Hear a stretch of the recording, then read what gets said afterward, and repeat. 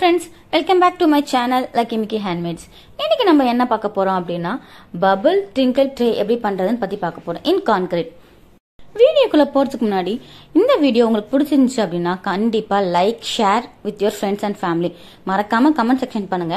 உங்களுக்கு நெக்ஸ்ட் நான் எந்த மாதிரியான வீடியோ போடணும்ன்றது உங்களுக்கு விருப்பமா இருக்குன்னு. அப்படியே Subscribe பண்ண மறந்துடாதீங்க. உங்களோட Subscription எனக்கு ரொம்ப மோட்டிவேஷன் கொடுக்கும். அந்த மோட்டிவேஷன்ல நான் டெய்லி வீடியோஸ் போடுறதுக்கு நான் முயற்சி பண்ணுவேன். அதனால கண்டிப்பா மறக்காம Subscribe பண்ணிக்கோங்க. உங்களுக்கு கான்கிரீட் ப்ராடக்ட்ஸ் பத்தி ஏதாச்சும் டவுட் இருந்தா கீழே கமெண்ட் செக்ஷன்ல கமெண்ட் பண்ணுங்க. மறக்காம நான் ரிப்ளை பண்ணுவேன். அப்படி இல்ல என்ன கம்யூனிகேட் பண்ணணும்னு நீங்க நினைச்சீங்கன்னா என்னோட Instagram ஐடியை நான் டிஸ்பிளேல கொடுக்குறேன். அந்த இதுக்கு நீங்க மெசேஜ் பண்ணலாம். நான் உங்களோட கிளாரிஃபிகேஷனை ரெக்டிஃபை பண்ணுவேன். சரி வாங்க வீடியோக்குள்ள போலாம். நான் இங்க என்னோட பபிள் ட்ரேக்கு தேவையான மெஷர்மெண்ட், அதாவது வாட்டர் அண்ட் கான்கிரீட்டோட மெஷர்மெண்ட் எடுத்து வச்சிருக்கேன். நான் இங்க மெஷர் பண்ணது முன்னாடி உங்ககிட்ட சொன்னதுதான் 100 கிராம் கான்கிரீட்டுக்கு நான் 60 ml வாட்டர் எடுத்துப்பேன். இது என்னோட மெஷர்மெண்ட். நான் கால்குலேட் பண்ணி யூஸ் பண்ற மெஷர்மெண்ட். உங்களுக்கு நீங்க வாங்குற கான்கிரீட்டோ நீங்க இது பண்ற மேனுஃபேக்சர் கிட்ட கேட்டீங்கன்னா அவங்க எவ்வளவு கான்கிரீட்டுக்கு எவ்வளவு வாட்டர் யூஸ் பண்ணணும்னு சொல்லுவாங்க. அந்த மெஷர்மெண்ட்டை நீங்க மெஷர் பண்ணி எடுத்துக்கோங்க. இங்க நான் எனக்கு அந்த ட்ரேக்கான தேவையான concrete as well as water measure பண்ணி நான் எடுத்து வச்சுக்கிட்டேன். இன்னைக்கு நான் டபுள் கலர் யூஸ் பண்ணி ட்ரே பண்ண போறேன். அதனால நான் என்ன பண்ண போறேன்னா என்னோட கான்கிரீட்டையும் வாட்டரையும் 2 பார்ட்ஸா பிரிச்சு வச்சுக்க போறேன். சோ ஒரு பார்ட் ஒரு கலர்ல மிக்ஸ் பண்ணிட்டு இன்னொரு பார்ட் இன்னொரு கலர் மிக்ஸ் பண்ணிட்டு அது ரெண்டுத்தையும் மோல்ட்ல போர் பண்ணோம்னா டபுள் கலர் ட்ரே நமக்கு ரெடி ஆயிடும். நான் இன்னைக்கு ஒயிட் வித் கிரீன் ட்ரே பண்ண போறேன். இங்க பாத்தீங்கன்னா நான் 2 கான்கிரீட்டையும் தனித்தனியா பிரிச்சு எடுத்துக்கிட்டேன். அதுல வாட்டர் மிக்ஸ் பண்ணி ரெண்டுத்தையும் மிக்ஸ் பண்ணதுக்கு அப்புறம் நான் கலரை ஆட் பண்ணிக்கிறேன். நான் இங்க ஆட் பண்ணிக்கிற கான்கிரீட் கலர்ஸ் யூஸ் பண்ணிருக்கேன். சோ நான் என்னோட கான்கிரீட் ப்ராடக்ட்ல அக்ரலிக் கலர் யூஸ் பண்றது இல்ல. அக்ரலிக் கலர் யூஸ் பண்றதுனால என்ன ஆகுதுன்னா கிராக்ஸ் வருது. அந்த நம்ம செய்யற ப்ராடக்ட்ல நமக்கு டிமோல்ட் பண்ணும்போது கிராக்ஸ் நிறைய வரதுக்கான வாய்ப்பு இருக்கு.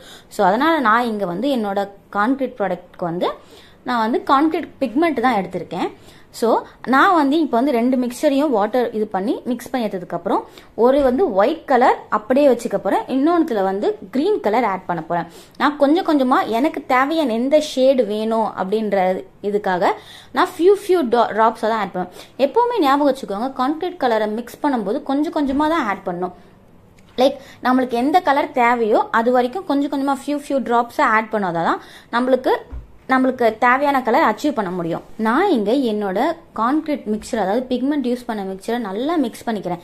ஏன் நம்ம நல்லா மிக்ஸ் பண்ணோம் அப்படின்னா நம்மளோட பிக்மெண்ட்டும் கான்கிரீட்டும் நல்லா மிக்ஸ் ஆகணும். மிக்ஸ் ஆகல அப்படின்னா நம்மளோட ஃபைனல் ப்ராடக்ட்ல அந்த பிக்மெண்ட்ஸ் டாட் டாட்டா ஒரு மாதிரி ஆக்வர்டா அசிங்கமா தெரியும்.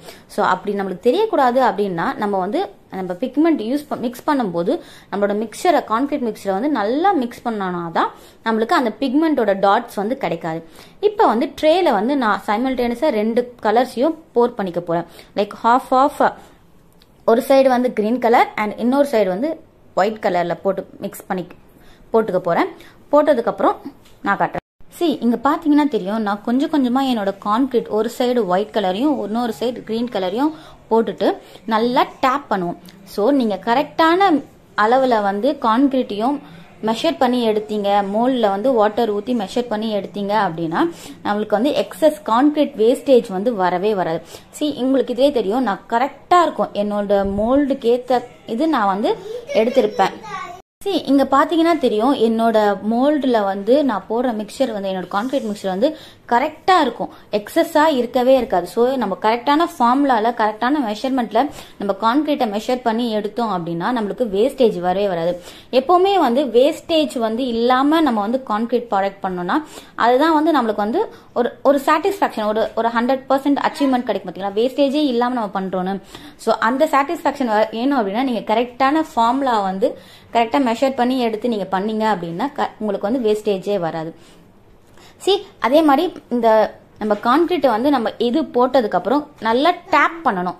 நம்ம ஏன் கான்கிரீட் ப்ராடக்ட்ஸ் இது கான்கிரீட் மிக்சர் போட்டதுக்கப்புறம் டேப் பண்ணணும் அப்படின்னா நம்ம கான்கிரீட்டை வந்து மிக்ஸ் பண்ணும்போது வாட்டரை போட்டு மிக்ஸ் பண்ணும்போது நம்மளோட என்ன ஆகும், நம்மளோட மிக்சரில் வந்து ஏர் பபிள்ஸ் ஃபார்ம் ஆகும். அது வந்து நம்ம மோல்டில் போட்டதும் கீழேயே இருந்துடும். இப்போ நம்ம டேப் பண்ண கீழே இருக்க ஏர் பபிள்ஸ் வந்து ரிலீஸ் ஆகும், மேலே வந்து ரிலீஸ் ஆகும். உங்களுக்கு இதுலேயே தெரியும் மேலே வந்து ஏர் பபிள்ஸ் வந்து ரிலீஸ் ஆகுறது. ஸோ அந்த ஏர் பபிள்ஸ்லாம் நம்ம ரிலீஸ் பண்ணல அப்படின்னா நம்மளோட ஃபைனல் ப்ராடக்ட்ல அங்கங்கே ஹோல்ஸ் இருக்கும். ஸோ அந்த ஹோல்ஸ் எல்லாம் நம்ம வந்து ப்ரிவென்ட் பண்ணணும், வராம இருக்கணும் அப்படின்னா நீங்க வந்து எவ்வளவுக்கு எவ்வளவு டேப் பண்றீங்களோ அவ்வளவுக்கு அவ்வளவு உங்க ப்ராடக்ட்ல வந்து ஏர் பபிள்ஸ் இருக்காது. என்னோட மோல்ல நான் கான்கிரீட்டா போட்டேன். இதை அப்படியே நான் ஒரு 5 hours ரெஸ்டிங் ஏரியால விட்டுருவேன். நெக்ஸ்ட் நம்ம எப்படி டிமோல் பண்றது நெக்ஸ்ட் வீடியோல பார்க்கலாம். என்னோட வீடியோ பிடிச்சிருந்துச்சுன்னா மறக்காம லைக், ஷேர் அண்ட் சப்ஸ்கிரைப் பண்ணிக்கோங்க. தேங்க்ஸ் ஃபார் வாட்சிங். பை.